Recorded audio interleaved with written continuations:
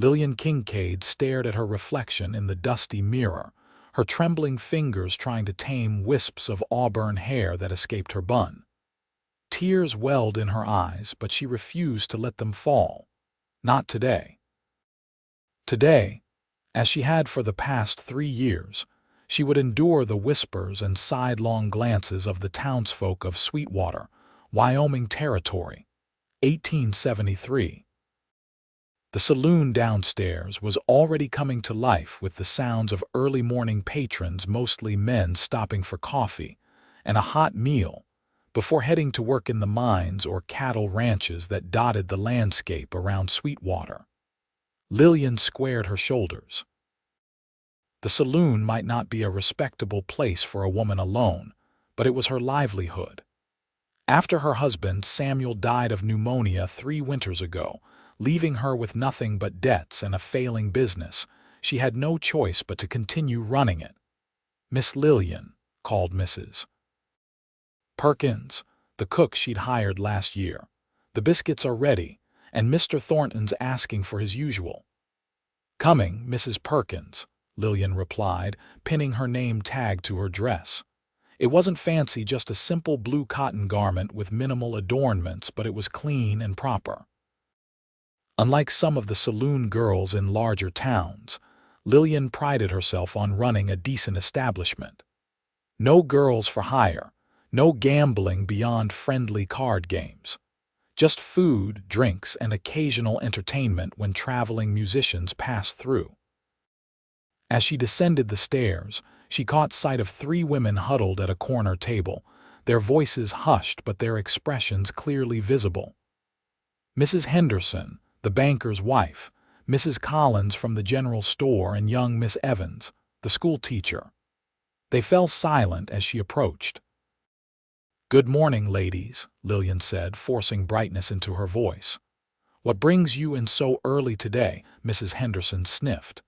"We're planning the Founders' Day celebration next month, the committee meeting." Her eyes narrowed. "You weren't invited, of course." "We just needed somewhere to meet while the church hall is being repaired." "I see," Lillian said, maintaining her smile despite the sting. "Well, I'll have Mrs. Perkins bring over some fresh coffee and those cinnamon biscuits she just took out of the oven. On the house." As she turned away, she heard Mrs. Collins whisper, "Poor thing. 30 years old and all alone. No husband, no children, just this place. She could remarry if she weren't so stubborn about that saloon," Miss Evans added. "Nobody decent will court a saloon keeper." Lillian's cheeks burned, but she kept walking. She'd heard it all before. The pity, the judgment, sometimes the cruel suggestions that perhaps she'd done away with Samuel herself to gain independence. Independence. What a bitter joke. She wasn't independent, she was trapped. Trapped by debt, by circumstance, by the narrow options available to a woman alone in the West. The day passed in its usual rhythm of serving meals, wiping down tables, and keeping the peace among the patrons. By late afternoon, Lillian was tired but determined to finish the books before the evening crowd arrived. She sat at a table in the corner, ledger open before her, when the batwing doors swung open. The man who entered was tall, his broad shoulders filling the doorframe. Dust covered his clothes, suggesting he'd been on the trail for some time. His face was partially obscured by a wide-brimmed hat, but Lillian could see a strong jawline shadowed by several days' worth of beard. What caught her attention most, however, was the canvas sack. He carried not a typical saddlebag, but something that seemed to contain odd, lumpy shapes. He scanned the room, his gaze finally settling on Lillian. When he removed his hat, she was surprised by how young he appeared, perhaps 35 at most, with eyes the color of a summer sky and hair the shade of wheat fields in autumn. "Afternoon, madam," he said, approaching her table. "Name's Yancy Zane. I'm looking for lodging and a meal if you provide such things." "We do," Lillian replied, closing her ledger. Room and board is $1 a day, meals included. I'm Lillian Kincaid, the proprietor. He nodded, setting his sack carefully on the floor beside him. Pleased to meet you, Mrs. Kincaid. I'll be staying a while if that's agreeable. I'm here on business. What sort of business brings you to Sweetwater, Mr. Zane? We don't get many strangers passing through who plan to stay. A smile touched his lips, revealing a dimple in his left cheek. I'm a cattle buyer primarily, but I have other interests. I've heard there's good land available in these parts. Lillian nodded. Land was plentiful, though good water wasn't always. Well, you're welcome to stay as long as you like, provided you follow house rules. No fighting, no excessive drinking, and respectful behavior toward my staff. Madam, you'll find I'm the most peaceable man you've ever met, he said, the dimple deepening. For some reason, Lillian found herself believing him. There was something steady about Yancy Zane, something solid and reassuring that she hadn't encountered in a man for a long time. Room 3 is available. Up the stairs, second door on the right. You can wash up there. I'll have hot water sent up. Supper's at 6. Much obliged. He picked up his mysterious sack with surprising gentleness and headed toward the stairs, his spurs jingling softly with each step. As promised, Yancy Zane proved to be a model lodger. Over the next week, he came and went regularly, sometimes disappearing for entire days before returning covered in dust, but seemingly satisfied. He ate heartily, paid promptly, and treated everyone from Mrs. Perkins to young Jimmy, who swept the floors with equal respect. What Lillian found most unusual was his habit of sitting on the porch in the evenings, whittling small wooden objects that he tucked away before anyone could see them clearly. He didn't drink much, just a single whiskey after dinner, and he didn't join the card games or engage with the other patrons beyond polite conversation. He's a peculiar one, Mrs. Perkins remarked one afternoon as they watched him ride out of town. Not like our usual cowboys. Did you notice he carries a book in his saddlebag? Lillian had noticed. She'd also noticed how his eyes crinkled when he smiled, how his hands were calloused but clean, and how he sometimes looked at her when he thought she wasn't aware with curiosity and something that might have been admiration. It had been a long time since a man had looked at her that way. On the 10th day of his stay, Lillian was sweeping the front porch when Mrs. Henderson and her group approached the saloon. It was unusual for them to come by twice in a month, and Lillian braced herself. Mrs. Kincaid, Mrs. Henderson said, her voice carrying that particular tone of false sweetness that Lillian had come to dread. We've been discussing the Founders' Day celebration, and we thought perhaps your establishment might provide refreshments. For a fee, of course. Lillian's grip tightened on her broom. This was their way of appearing charitable while still keeping her at arm's length. She'd be allowed to serve them but not join them. I'd be happy to discuss arrangements, she said evenly. Excellent, Mrs. Henderson replied, then added with a pointed look at the empty porch swing. Though I do wonder if you wouldn't prefer to simply attend as a guest. Perhaps with an escort. It must be so lonely, running this place all by yourself, day after day, year after year. The other women tittered, not even attempting to hide their amusement. Miss Evans, the youngest of the group, leaned forward. What my aunt means, Mrs. Kincaid, is that at your age, my age is not a topic for public discussion. Miss Evans, Lillian cut in, her cheeks flaming. Oh, don't be sensitive, dear, Mrs. Collins said. We're simply concerned. A woman alone. It isn't natural. The Lord intended for women to be helpmeets to their husbands, to bear children to Mrs. Collins, Lillian interrupted again, struggling to maintain her composure. I appreciate your concern, but I'm managing quite well on my own. Are you really? Mrs. Henderson asked, her voice dropping to a stage whisper. Because from what I hear, the bank is considering calling in Samuel's loans. And then what will become of you and this? She gestured dismissively at the saloon establishment. Lillian felt as though she'd been struck. The loans were indeed a constant worry, but she hadn't realized that her financial situation was common knowledge. The humiliation was almost unbearable. Before she could formulate a response that wouldn't betray her distress, a deep voice spoke from behind her. "Excuse me, ladies. I couldn't help overhearing." Yancy Zane stepped onto the porch, his hat in his hands. His usual easy manner was replaced by something steelier, though his voice remained perfectly polite. "Mr. Zane," Lillian said, surprised. She hadn't heard him return. Mrs. Henderson's eyes widened with interest. "And you are?" "Yancy Zane, madam. I've been staying here while conducting business in the area." "What sort of business?" Mrs. Collins asked, clearly reassessing the stranger in their midst. "I've purchased the old Miller property west of town. I plan to establish a cattle operation there." He smiled, but there was no warmth in it. "And I must say, I've been extremely impressed with Mrs. Kincaid's establishment.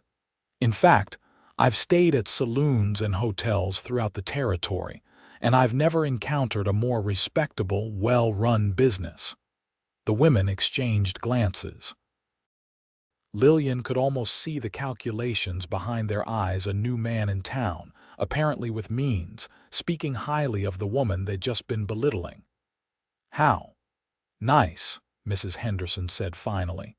"Well, we should be going. Mrs. Kincaid will be in touch about those refreshments." As they departed, Lillian turned to Yancy, mortification and gratitude warring within her. "Thank you, but that wasn't necessary. I'm accustomed to their opinions." "No one should be accustomed to such treatment," he replied, his jaw tight. After a moment, he seemed to relax slightly. "Is it true about the bank loans?" Lillian looked away. "It's not something I discuss with lodgers, Mr. Zane." "Fair enough," he said. "But if you ever change your mind, I'd be happy to listen. Sometimes an outside perspective helps." With that, he tipped his hat and entered the saloon, leaving Lillian to wonder what kind of man would defend a woman he barely knew against the most influential ladies in town. Over the next few days, Lillian found herself watching Yancy more closely. He continued his mysterious outings, returning tired but satisfied each evening. Once, she spotted him talking intently with Mr. Peterson from the bank, but when she approached, they changed the subject to the weather. It was on a Thursday morning, as Lillian was tending to the small, struggling vegetable garden behind the saloon, that Yancy appeared with his canvas sack. "Good morning," he said, setting the sack down carefully. "May I join you?" Lillian brushed soil from her hands. "Of course, though I'm afraid this garden isn't much to look at. The soil's too sandy, and I haven't had time to tend it properly." Yancy crouched beside her, examining the sparse rows of stunted carrots and wilting bean plants. He said, rubbing the soil between his fingers.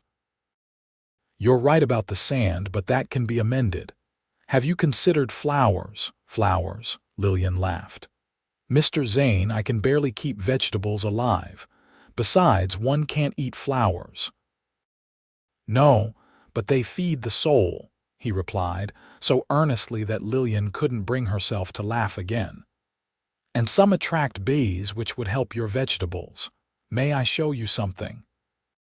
Without waiting for her response, he opened his canvas sack and began removing small packets, laying them out in a row. "Seeds," he explained. "Wildflowers mostly, but some cultivated varieties too. I've been collecting them for years." Lillian stared at the packets, each carefully labeled in a neat hand. Black-eyed Susan, blanket flower, prairie clover, coneflower, wild bergamot, you collect. "Flower seeds," he nodded, suddenly looking a bit self-conscious. "My mother taught me. She could make anything grow, even in the hardest conditions."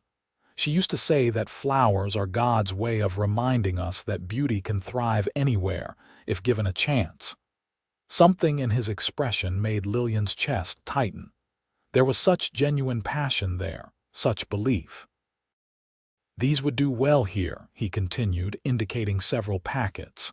"They're drought-resistant and attract pollinators. The soil needs work, but—" He glanced at her. "Would you let me try? I've been wanting to test some of these varieties in this climate." Lillian hesitated. It seemed such a frivolous pursuit, flowers, when she could barely afford to keep her business afloat. And yet, the idea of color and life flourishing in this neglected patch stirred something within her. "I suppose there's no harm in trying," she said finally. Yancy's smile was so bright it transformed his entire face. "You won't regret it, Mrs. Kincaid." "Lillian," she said, surprising herself. "If you're going to be digging in my garden, you might as well call me Lillian." "Lillian," he repeated, as if testing the name. "Thank you for trusting me with your garden. And your name?" For the next several days, Yancy spent his mornings working in the garden. Lillian watched in amazement as he transformed the space, bringing in compost from the stable, creating raised beds with salvaged lumber, and carefully planting seeds in patterns that made no sense to her but which he assured her would create a balanced ecosystem. "The tall ones will provide shade for the shorter ones," he explained one morning as they worked side by side. "And these will attract butterflies, which, besides being beautiful, help with pollination." "Where did you learn all this?" Lillian asked, genuinely curious. Yancy paused, wiping sweat from his brow. "As I mentioned, my mother taught me the basics. After she died, I kept learning.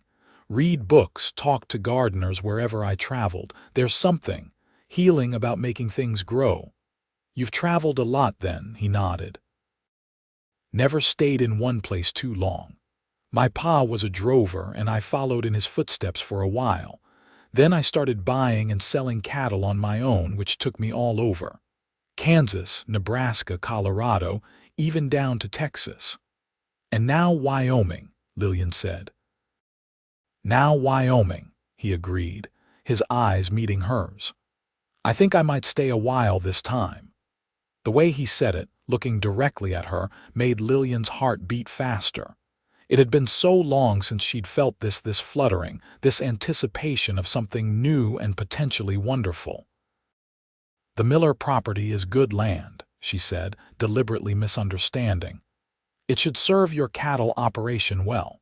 He smiled slightly, as if he knew exactly what she was doing. "It will. But good land isn't the only thing that makes a place worth staying." Before Lillian could respond to that loaded statement, Mrs. Perkins called from the back door. "Lillian, Mr. Peterson from the bank is here to see you." Lillian's stomach dropped. The banker rarely made social calls. "Excuse me," she said to Yancy, hurriedly rising and brushing soil from her skirt. "Of course," he replied, but his expression had grown serious. "Remember, Lillian, whatever he says, you have options." Confused by his words but too anxious about the banker's visit to dwell on them, Lillian hurried inside. Mr. Peterson sat at a table in the empty saloon, his hat placed neatly beside him. He stood as Lillian approached, his expression grave but not unkind. "Mrs. Kincaid, thank you for seeing me."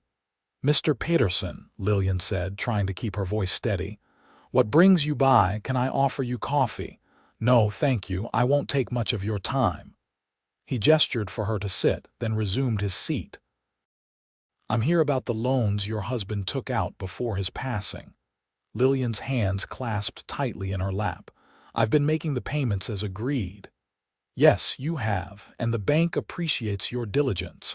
However, there's been a development." He cleared his throat. "The loans have been paid in full." Lillian stared at him, certain she'd misheard. "I'm sorry. The outstanding balance on all of Samuel's loans, they've been paid in full, as of yesterday." "That's impossible," Lillian said, her mind racing. "I didn't. Who would?" And then she knew. The mysterious conversations with the banker, the assurance that she had options. "It was Mr. Zane, wasn't it?" she asked, her voice barely above a whisper. Mr. Peterson looked uncomfortable. "I'm not at liberty to discuss the details of financial transactions, Mrs. Kincaid. I'm simply here to inform you that your debts to the bank have been satisfied and to provide you with the deed to this property, now free and clear." He placed a document on the table between them. Lillian stared at it, unable to comprehend the magnitude of what had happened. "Mr. Peterson, I can't accept this if Mr. Zane is responsible. It's too much. As I said, I can't discuss who may or may not have settled the accounts," the banker interrupted, rising. "The matter is concluded from the bank's perspective. Congratulations, Mrs. Kincaid. The Silverado Saloon is now entirely yours, with no encumbrances." After he left, Lillian sat in stunned silence, the deed before her. Freedom. After years of struggling under the weight of Samuel's debts, after countless nights lying awake wondering how she would make the next payment, she was free. But at what cost? And why would Yancy Zane, a man she'd known for less than a month, do such a thing? When she finally gathered the courage to confront him, she found him still in the garden, carefully watering the newly planted seeds. "Mr. Zane," she said, her voice sharper than intended. He looked up, his expression wary. "I take it Mr. Peterson has been to see you." "He has." Lillian crossed her arms. "Would you care to explain why you've taken it upon yourself to pay off my husband's debts without so much as discussing it with me first?" Yancy set down his watering can and straightened. "Would you have accepted if I had offered?" "That's beside the point. It's inappropriate, and I can't possibly repay such a sum." "I don't want repayment, Lillian." "Then what do you want?" she demanded, fear and confusion making her voice tremble. "No man gives away that kind of money without expecting something in return." A flash of hurt crossed his features. "Is that what you think of me? That I'd use money to what? Force your affections, buy your business?" "I don't know what to think," Lillian exclaimed. "I barely know you, then get to know me," he said simply. "That's all I'm asking. No strings attached to the money, it's done, and you don't owe me anything. But I'd like the chance to court you properly if you're willing." Lillian was speechless. Court her? This handsome, kind man with enough means to pay off substantial debts without blinking wanted to court her. "Why me?" she asked finally, her voice small. Yancy's expression softened. "Because from the moment I walked into your saloon, I saw a woman of extraordinary strength and dignity. Because despite how this town treats you, you hold your head high and show kindness to everyone who crosses your threshold. Because," he gestured to the garden around them, "because I believe that, like these seeds we've planted, given the right conditions, something beautiful could grow between us." Tears pricked at Lillian's eyes. "I don't know what to say."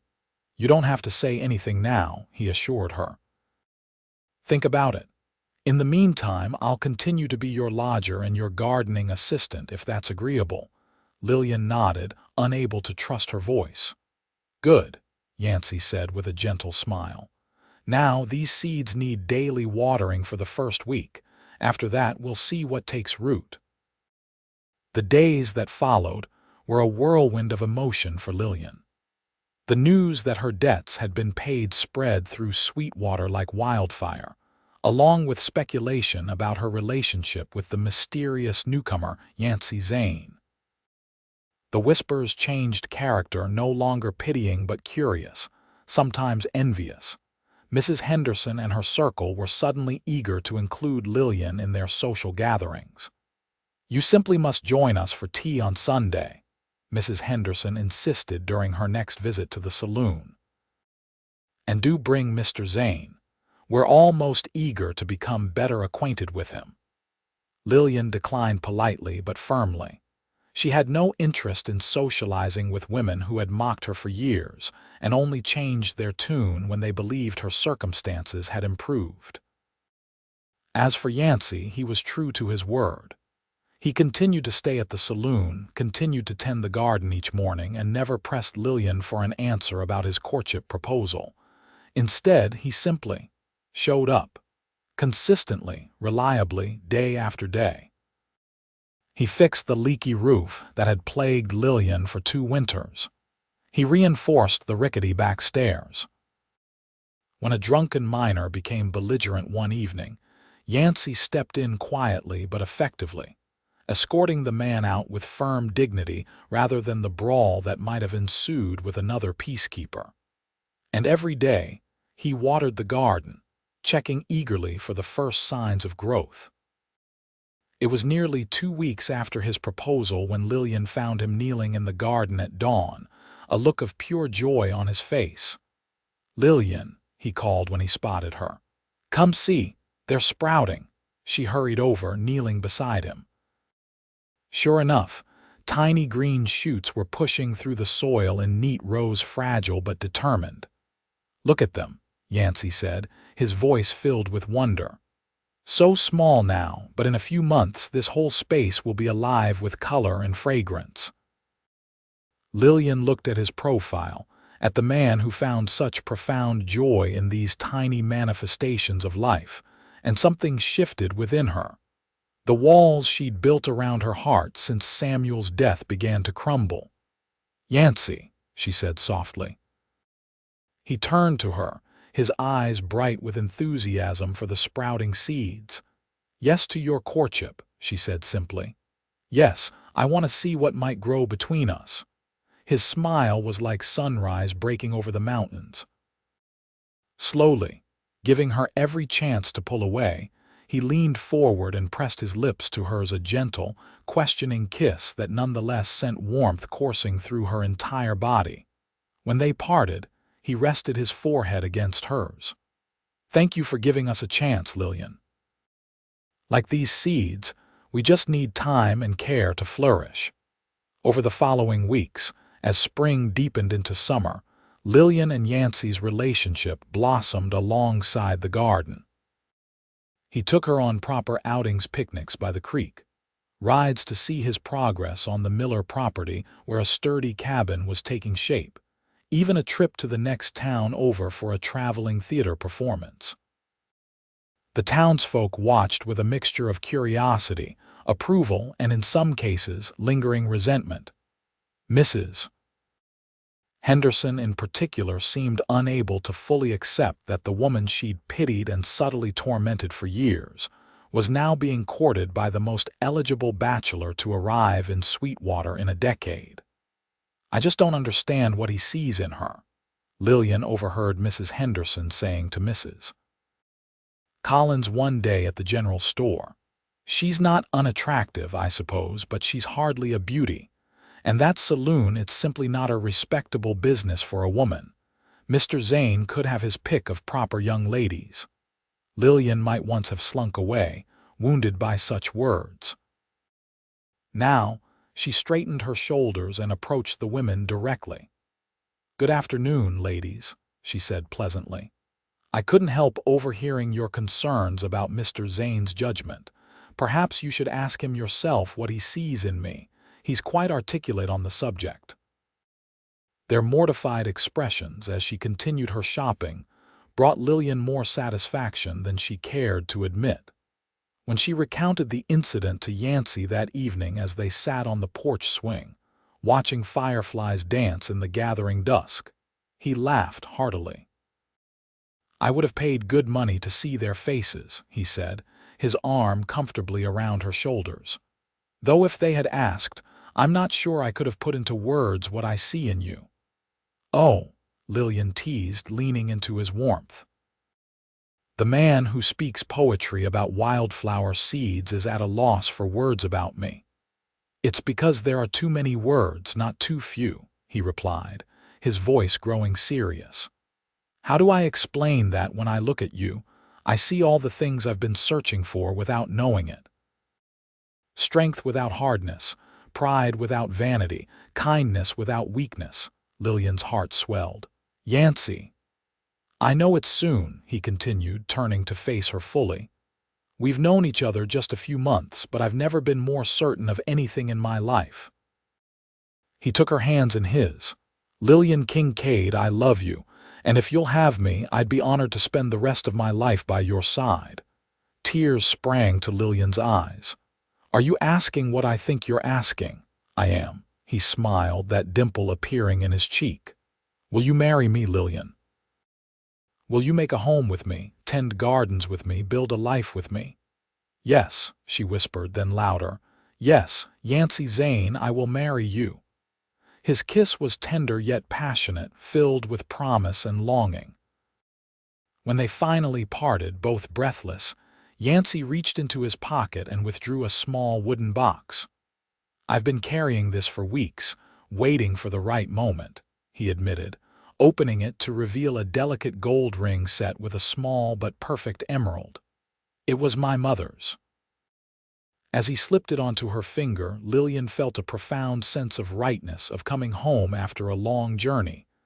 It's beautiful, she said, admiring how the green stone caught the last light of day. Like your mother's garden, I imagine. Yes, he agreed softly. She would have loved you, Lillian. She would have seen in you what I see, a woman who, despite the harsh conditions life has thrown at her, continues to grow and thrive. The next morning, they walked together to the garden, which had transformed dramatically in the months since Yancy's arrival. The first flowers were beginning to bloom, bright yellow black-eyed Susans, delicate purple coneflowers, and cheerful blanket flowers in shades of red and gold. It's happening just as you said it would, Lillian marveled, kneeling to touch a vibrant blossom. From those tiny seeds to this explosion of life. Yancy knelt beside her, his hand covering hers. Grow here, he said simply. What? Grow here, he repeated, gesturing to the garden, then to the saloon, then to the distant hills where his ranch was taking shape. That's what I thought when I first saw this place, when I first saw you. I thought, this is where I could put down roots. This is where we could grow together. Lillian leaned against him, overwhelmed by the journey that had brought them to this moment, from loneliness and mockery to love and the promise of a shared future. I will, she promised. We will. The weeks leading up to their wedding were a flurry of activity. Despite his evident wealth, Yancy insisted on continuing to build the ranch house himself, with help from hired hands only for the heaviest work. I want to create our home with my own 2 hands, he explained to Lillian as they reviewed his plans one evening. The way my father built our family home back in Missouri. Lillian, meanwhile, faced a decision about the Silverado saloon, with the debts paid and business thriving partly due to curiosity about her relationship with Yancy. She could afford to keep it running. But did she want to? I've been thinking, she told Yancy as they sat in the garden one evening, surrounded by the now lush flowers that had become the talk of the town. About the saloon. What about it? He asked, his fingers idly playing with a strand of her hair. I'm considering selling it. Or perhaps converting it into something else, a proper restaurant, maybe, or a hotel. Yancy studied her face. Is that what you want, or what you think is expected of you as a married woman? Lillian appreciated his perceptiveness. A bit of both, I suppose. I never intended to run a saloon forever. It was Samuel's business, and I continued it out of necessity. But now, she paused, gathering her thoughts. Now I have choices, real choices for the first time in years. Whatever you decide, I'll support you, Yancy assured her. If you want to keep the saloon, we'll make it work. If you want to change it, we'll do that together. If you want to sell it and focus entirely on our ranch and our life there, that's fine too. His unwavering support brought tears to Lillian's eyes. How did I get so fortunate? She wondered aloud. To find a man who values my choices, who sees me as a partner rather than a possession. Yancy drew her into his arms. I'm the fortunate one, he murmured against her hair, and I will spend every day of our life together making sure you never doubt that. The town's reaction to their engagement was predictably mixed. Some, like Mrs. Perkins and young Jimmy, were genuinely delighted. Others, particularly Mrs. Henderson's circle, maintained a facade of congratulatory goodwill while clearly begrudging Lillian her happiness. I heard he's not as wealthy as he appears, Mrs. Collins confided loudly to Miss Evans as Lillian passed them outside the church one Sunday. Probably spent his last penny paying off her debts. Lillian, who might once have hurried past with burning cheeks, instead stopped and addressed them directly. Mr. Zane's finances are quite sound, I assure you. But more importantly, his character is impeccable, something I've found to be rarer than wealth in certain circles. She continued on her way, leaving the women gaping behind her. As she approached the church steps where Yancy waited, his proud smile told her he'd overheard the exchange. You're magnificent when you stand up for yourself, he said, offering his arm as they entered the church. Though I suspect Mrs. Collins will be licking that wound for weeks. Lillian laughed softly. Let her. I'm done allowing their words to hurt me. As summer gave way to autumn, Lillian made her decision about the Silverado. She would convert it into a respectable hotel and dining establishment, keeping Mrs. Perkins on as head cook and hiring additional staff. The upstairs rooms, which had always been clean and well-maintained, would require minimal changes, while the saloon itself would be transformed into a proper restaurant with a small lobby. The Kincaid Inn, she mused to Yancy as they finalized the plans. What do you think? I think it sounds perfect, he replied. Though perhaps, he hesitated, an uncharacteristic uncertainty crossing his features. Perhaps what? Perhaps the Zane Inn after we're married, unless you prefer to keep your name for the business, which I would completely understand. Lillian considered this. The Zane Inn, she tested the words. Yes, I like that. A fresh start with my new name. Yancy's smile was radiant. I can't wait to make you Mrs. Zane. Their wedding was set for October, when the wildflowers in their garden would be at their most vibrant. Lillian had initially suggested a simple ceremony with just a few witnesses, but Yancy had other ideas. Let's invite the whole town, he proposed. Have the ceremony in our garden and a celebration afterward. The whole town, Lillian echoed, surprised. Even Mrs. Henderson and her friends. Especially them, Yancy said with a grin.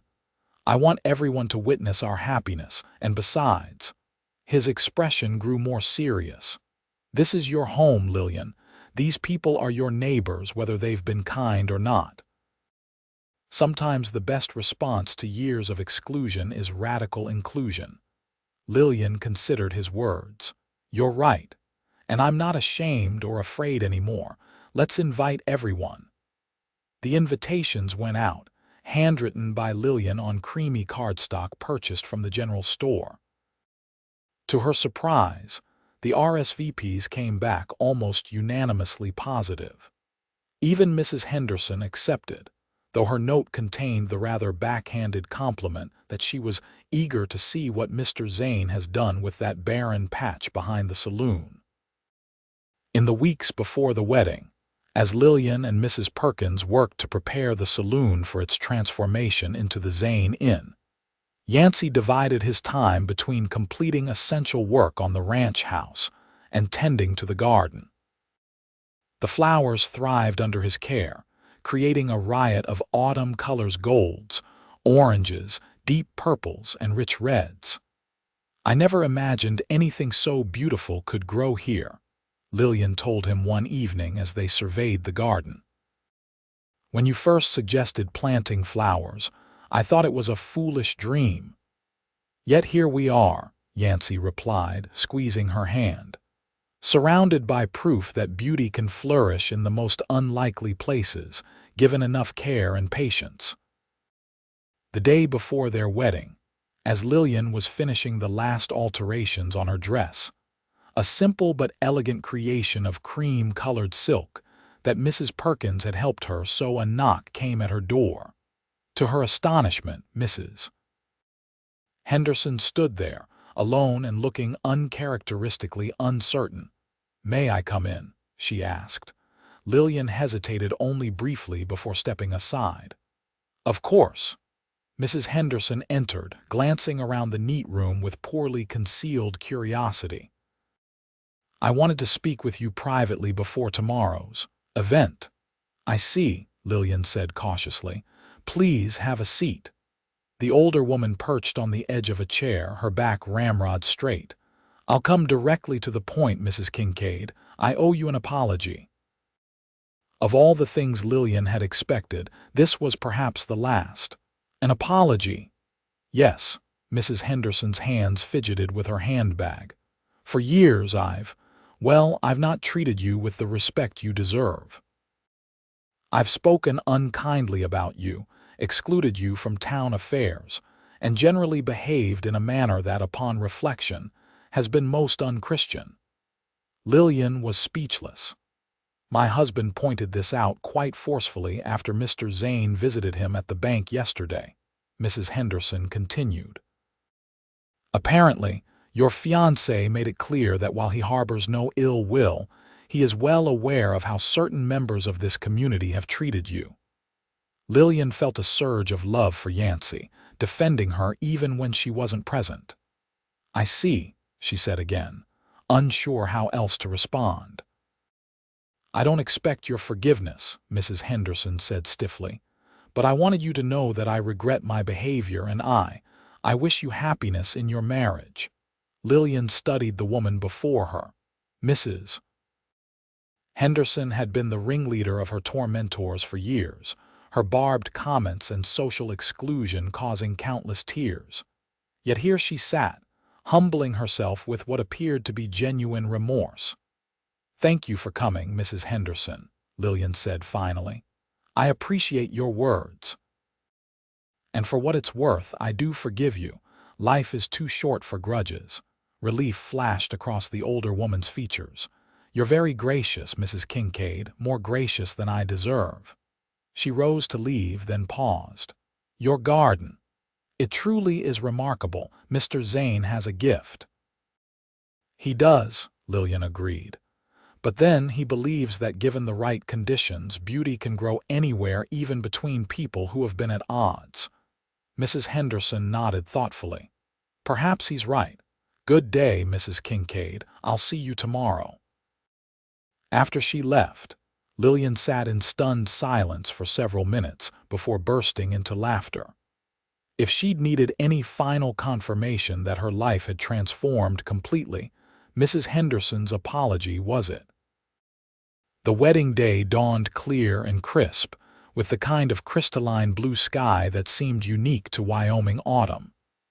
Lillian woke early, too excited to sleep, and watched the sunrise from her window. Today she would become Lillian Zane, wife to a man who had shown her that second chances at love and happiness were possible. Mrs. Perkins arrived to help her dress, bringing with her a small bouquet of wildflowers from the garden. "Mr. Zane picked these himself at first light," she explained. "Said they were meant for your hair." Tears pricked at Lillian's eyes as Mrs. Perkins carefully wove the colorful blooms into her upswept auburn tresses. "There now," the older woman said when she'd finished. "You look like a queen of the wildflowers." The transformation of the garden for the ceremony was something Lillian hadn't been permitted to see. Yancy had worked on it in secret for days, enlisting Jimmy and several ranch hands to help execute his vision. When Mrs. Perkins finally led her outside, Lillian gasped. A winding path had been created through the flower beds, lined with river stones and leading to an arbor woven with vines and more wildflowers. Rows of chairs flanked the path, already filling with townspeople in their Sunday best. And there, waiting beneath the arbor, stood Yancy. He wore a new black suit with a gold waistcoat, his wheat-colored hair neatly combed, his face freshly shaven. When he saw her, his entire countenance lit up with such profound joy that Lillian felt her heart might burst. As she walked the stone path toward him, murmurs of appreciation rose from the assembled guests. Even Mrs. Henderson, seated in the front row, appeared genuinely moved by the spectacle. When Lillian reached Yancy, he took her hands in his. "You're the most beautiful sight I've ever seen," he whispered, his voice thick with emotion. The ceremony itself was brief but heartfelt, with Reverend Wilson officiating. When it came time for Yancy to recite his vows, he surprised Lillian by speaking from memory rather than repeating the traditional words. "Lillian," he began, his voice clear and steady. "When I first came to Sweetwater, I was searching for land where I could put down roots after years of wandering.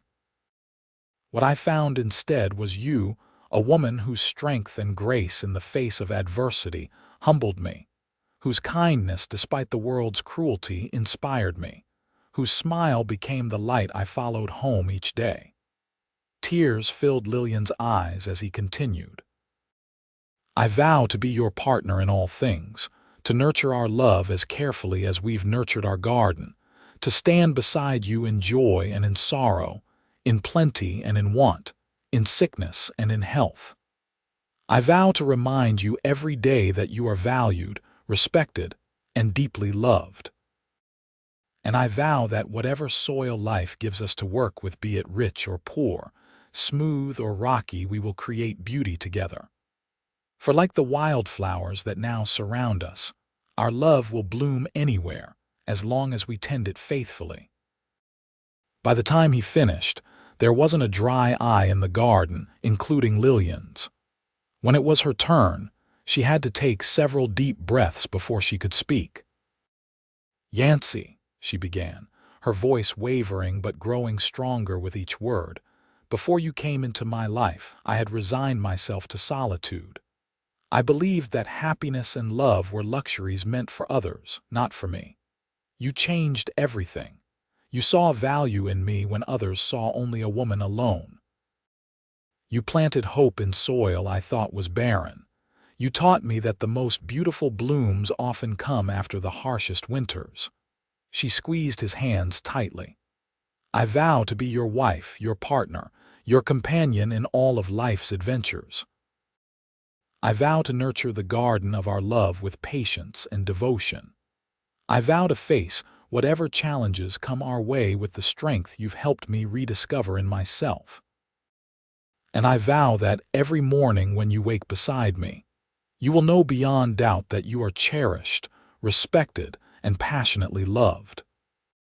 For you, Yancy Zane, are the wildflower that somehow took root in my heart when I least expected it, and I will be forever grateful that you chose to grow here with me."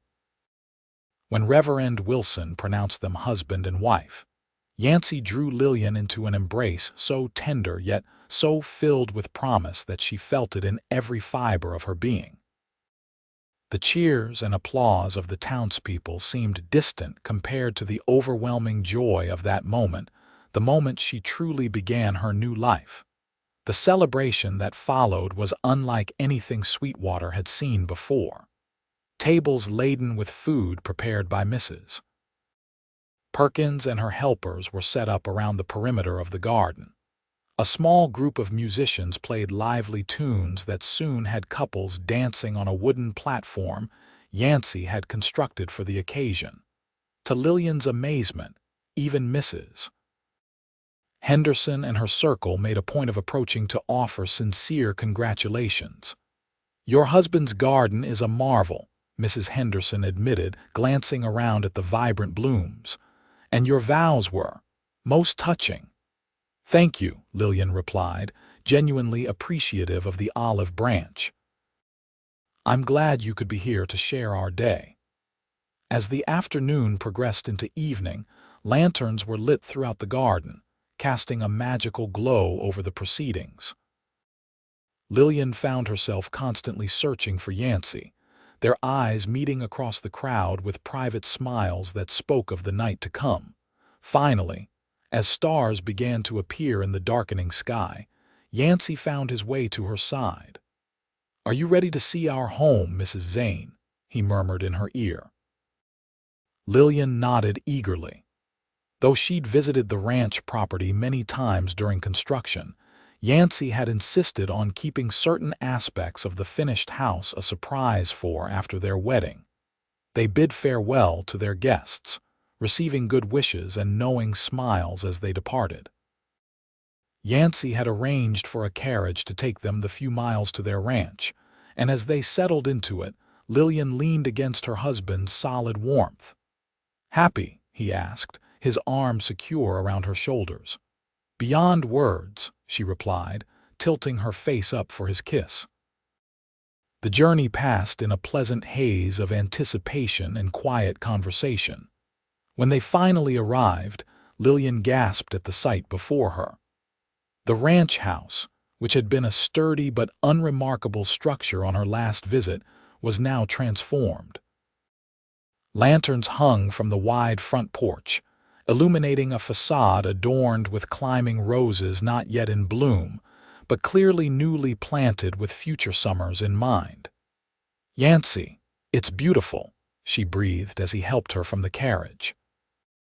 "Wait until you see inside," he replied with an enigmatic smile. Before she could take a step toward the door, he swept her into his arms. "Traditional threshold carrying," he explained with a grin. "I believe it's required." Lillian laughed, wrapping her arms around his neck as he carried her up the porch steps and through the front door. The interior of their home was a revelation. Simple but beautifully crafted furniture filled the rooms, each piece clearly selected with care. Fresh wildflowers adorned every surface, their fragrance perfuming the air. A fire crackled invitingly in the stone hearth of the main room. "When did you do all this?" Lillian marveled as Yancy set her gently on her feet. "You were with me almost every day." "I had help," he admitted. "And I may have slept less than was strictly advisable this past week." He took her hand. "Come, let me show you the rest."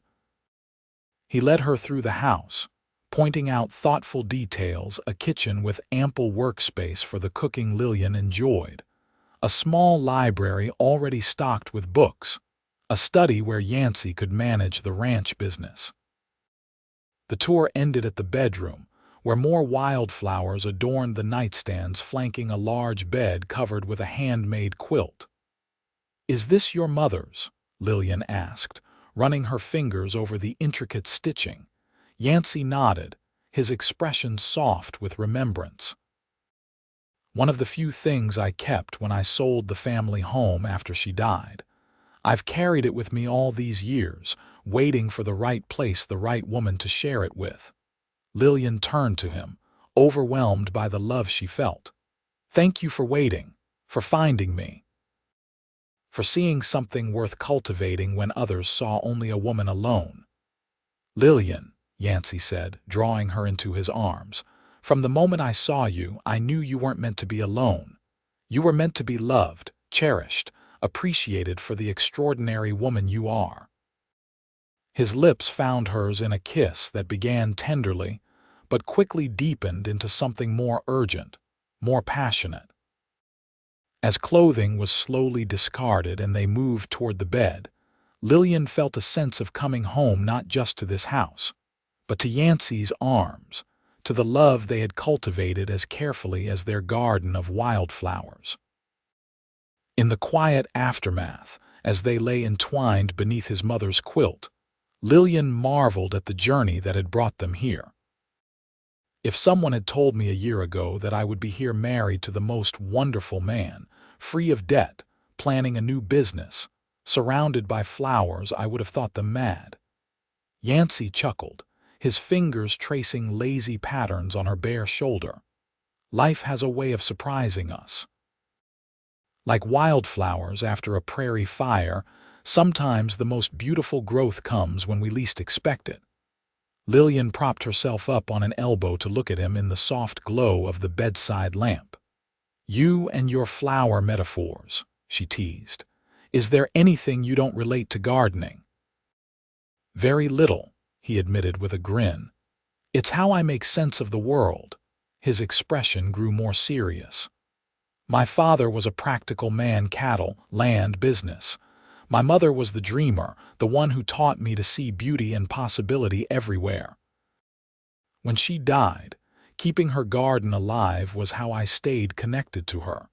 Over time, it became more than that, it became my way of understanding life itself." Lillian touched his face gently. "Tell me more about her."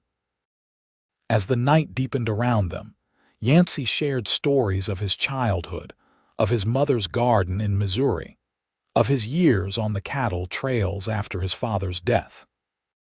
Lillian, in turn, told him more about her life with Samuel, the good early years before illness made him bitter, the struggles after his death, the daily indignities of being a woman alone in a town that valued women primarily as wives and mothers.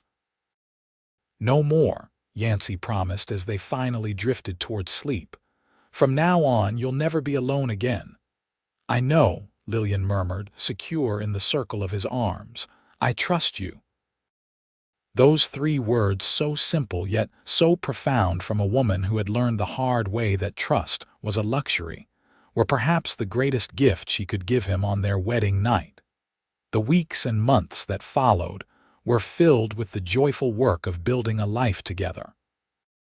The Zane Inn opened to immediate success, with travelers often commenting that it was the finest accommodation between Cheyenne and Laramie. Lillian spent several days each week in town, overseeing the business, while Yancy focused on establishing his cattle operation. Their garden behind the inn continued to flourish, becoming something of a local attraction. Children from the school would come on field trips to learn about the different wildflowers and their benefits to the ecosystem. Even Mrs. Henderson eventually requested Yancy's advice on improving her own garden, a request he graciously fulfilled. At the ranch, they planted an even more extensive garden, with vegetables for their table alongside the wildflowers Yancy couldn't seem to live without. As winter approached, he surprised Lillian by adding a small greenhouse to the property. "For year-round growing," he explained as he showed her the glass-enclosed space.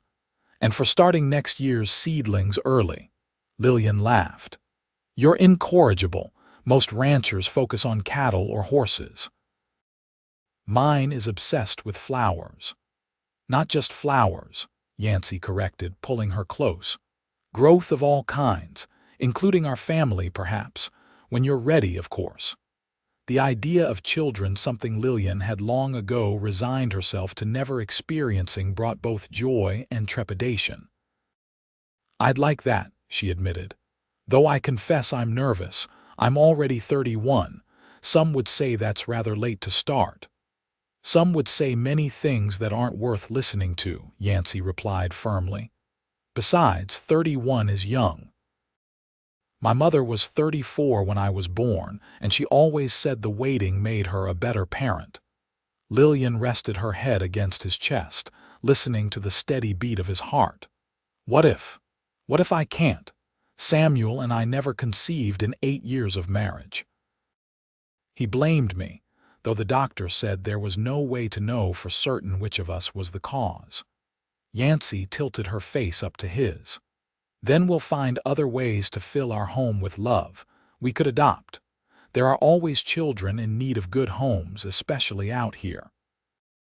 His immediate acceptance, his readiness to find alternative paths to parenthood rather than blame or pressure her, brought tears to Lillian's eyes. "I love you so much," she whispered. "More than I ever thought possible." "And I love you," he replied. "In all your seasons, Lillian. In bloom and in dormancy, in sunshine and in storm." Their first Christmas as husband and wife was a revelation for Lillian. Samuel had never been one for celebrations, viewing them as frivolous expenses. But Yancy embraced the holiday with childlike enthusiasm, insisting on cutting a pine tree from their property to set up in the main room of their home. "My mother always said a house isn't truly a home until it's celebrated Christmas in," he explained as they decorated the tree with paper ornaments, strings of cranberries, and small candles in special holders. On Christmas morning, Lillian presented Yancy with a specially commissioned ledger for his cattle business, bound in fine leather with his initials embossed on the cover. His gift to her was a delicate gold locket containing a pressed wildflower from their garden on one side and a tiny portrait of the two of them on the other, painted by an artist who had stayed at the inn in November. "So you always carry a piece of our garden and our love with you," he explained as he fastened it around her neck. As winter gave way to spring, Lillian experienced the mild nausea and fatigue that confirmed what she had begun to suspect. She was with child. When she shared the news with Yancy, his joy was boundless. "A baby," he repeated, his hands gentle on her still flat stomach. "Our own little wildflower taking root." The pregnancy progressed smoothly, with Lillian maintaining her involvement at the inn until her condition became too obvious to ignore, at which point the whispers began again, this time tinged with genuine happiness for the couple who had become respected members of the community. Even Mrs. Henderson, now something of an unlikely friend, knitted a blanket for the expected child. "Blue, because I'm certain it will be a boy," she declared as she presented it to Lillian. "Strong and handsome like his father." Lillian accepted the gift graciously, though privately she and Yancy agreed they would be equally delighted with a daughter. As Lillian's body changed, Yancy's attentiveness only increased. He insisted on taking over her more strenuous duties, both at home and at the inn. He read aloud to her in the evenings, one hand often resting protectively over their growing child, and he continued to tend their gardens, bringing fresh flowers to their home every day. "The baby can hear us now," he told Lillian one evening as they sat on the porch, watching the sunset. "We should talk to her, or him." "What should we say?" Lillian asked, amused by his earnestness. "Everything," Yancy replied. "How much we're looking forward to meeting them, how beautiful the world is, how loved they already are." And so began a nightly ritual, with both of them speaking softly to Lillian's rounded belly, sharing their hopes and dreams for their child's future. "I hope you have your mother's courage," Yancy would say, "and her compassion." "I hope you have your father's gentle hands," Lillian would counter, "and his ability to find beauty everywhere." As the summer heat intensified and Lillian's due date approached, Yancy insisted on bringing Dr. Matthews to live at the ranch for the final weeks. "I want to take no chances with either of you," he said firmly, when Lillian protested the expense. Their son was born on a sweltering August day, arriving after a labor that lasted from dawn until dusk. When Dr. Matthews finally placed the squalling, red-faced infant in Lillian's arms, she felt a love so fierce and protective it took her breath away. "He's perfect," Yancy whispered, tears streaming unashamedly down his face as he gazed at their child. "Absolutely perfect." They named him Samuel Thomas Zane Samuel to honor Lillian's first husband, whose death had ultimately set her on the path to finding Yancy, and Thomas after Yancy's father. "Samuel means heard by God," Lillian murmured as she nursed the infant later that night. "And I do feel that God heard me, all those years I was alone. He heard me and sent you, and now our son." Yancy, seated beside the bed where he had steadfastly remained throughout her recovery, nodded. "I believe that too, that we were meant to find each other, to grow together." As Samuel grew from infant to toddler, Lillian marveled at the ways he combined traits from both his parents, Yancy's wheat-colored hair and easy smile, her own determined chin and expressive eyes. And to Yancy's delight, the boy showed an early interest in the gardens, toddling after his father with a tiny watering can as soon as he could walk steadily. The Zane Inn prospered, becoming known throughout the territory for its excellent food and comfortable accommodations. Lillian hired a manager to handle day-to-day operations, allowing her to focus on motherhood while still maintaining oversight of the business she'd built. Yancy's cattle ranch flourished as well, expanding to include several hundred head and employing a dozen full-time hands. Yet despite his success as a rancher, he never lost his passion for growing things. Their ranch house was surrounded by gardens that bloomed from early spring until the first hard frost, a riot of color and fragrance that made their home instantly recognizable to visitors. When Samuel was 3, Lillian discovered she was expecting again. This pregnancy was harder than the first, with frequent exhaustion and discomfort that confined her to bed for the final months. Yancy was a constant presence, managing both the ranch and the household with quiet efficiency, never once making her feel that her condition was a burden. Their daughter, Elizabeth Rose, arrived in the middle of a spring thunderstorm, small but fierce, with a lusty cry that Dr. Matthews declared was a good sign despite her early arrival. "She's impatient, like her mother," Yancy teased as he held his tiny daughter for the first time. "Couldn't wait for the proper time, had to make her own entrance." With dramatic timing like her father, Lillian countered weakly from the bed, exhausted but radiant with joy. As their children grew, so did the legend of how their parents had met.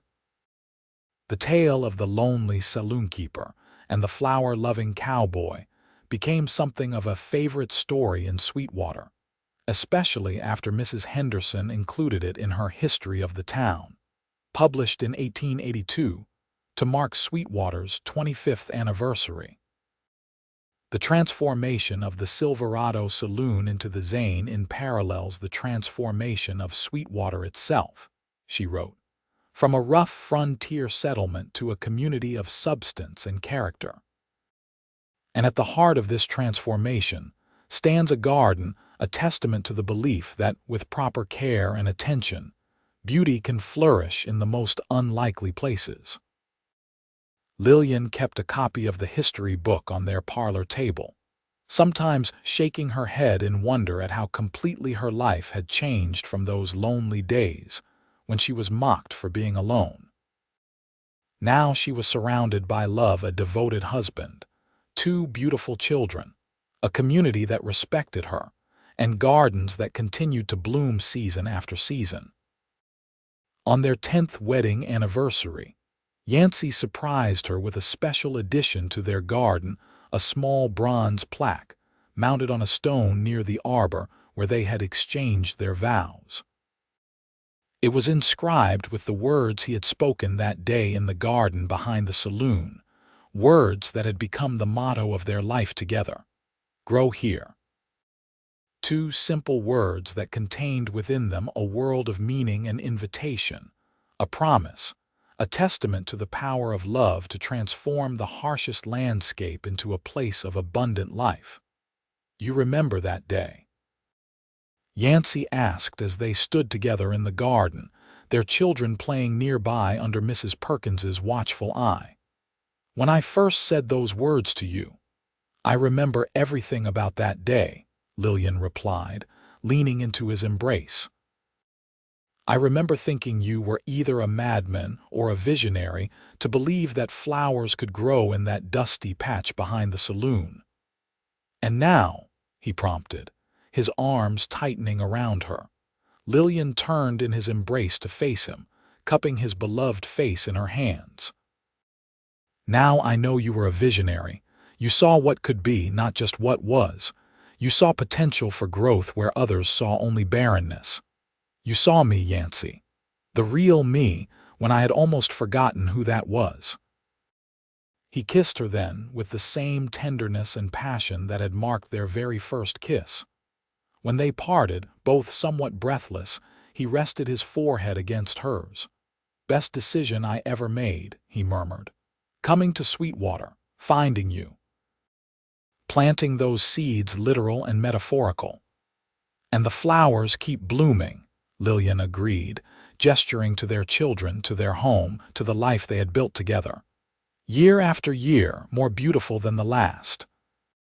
As the sun began to set behind the distant mountains, painting the sky in shades of gold and pink that rivaled the most vibrant blooms in their garden, Lillian Zane, once lonely, once mocked, now deeply loved, offered a silent prayer of gratitude for the day a dusty cowboy had walked into her saloon, planted flowers in her barren garden, and with two simple words changed the course of her life forever.